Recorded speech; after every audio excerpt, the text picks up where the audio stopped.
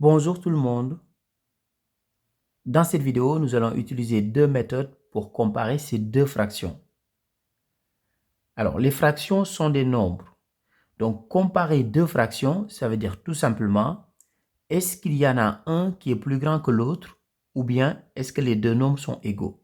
C'est ça que ça veut dire comparer deux nombres. Lorsqu'on doit comparer deux fractions, si on arrive à les mettre au même dénominateur, la comparaison devient beaucoup plus facile parce que dans ce cas, on ne compare que les numérateurs. Donc ici, je vais réduire au même dénominateur. C'est simple. Je vais prendre le dénominateur de la deuxième fraction. Ici, c'est 4. Je multiplie ici par 4 et je multiplie ici par 4. En mathématiques, il y a une propriété qui nous dit la chose suivante. On ne change pas une fraction si on multiplie le numérateur et le dénominateur par un même nombre non nul. Donc ici, en multipliant le numérateur et le dénominateur par 4, je n'ai pas modifié la fraction. C'est toujours la même valeur. Maintenant, je continue. Donc j'avais pris le 4, je l'ai multiplié là et là. Dans ce cas, maintenant, je prends le 9, c'est-à-dire le dénominateur de la première fraction. Je le multiplie là et je le multiplie là.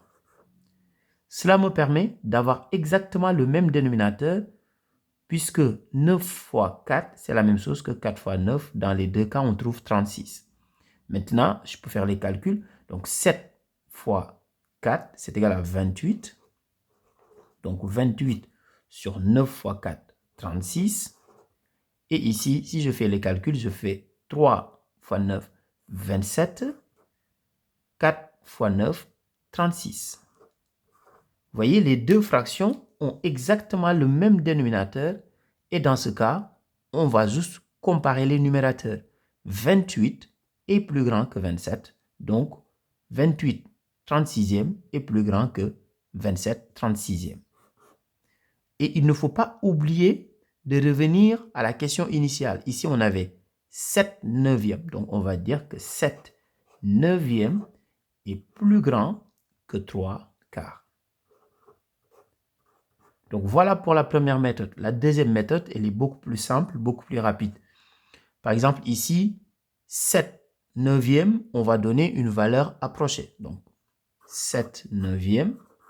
Si on donne une valeur approchée, on trouve 0,7777. Il y a beaucoup de 7 après, c'est une infinité.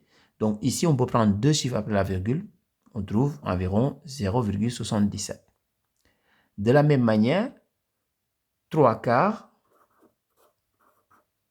si on donne son écriture décimale, c'est égal à 0,75. On voit bien que 0,77 est plus grand que 0,75. Donc, 7 neuvièmes est plus grand que 3 quarts. Au revoir.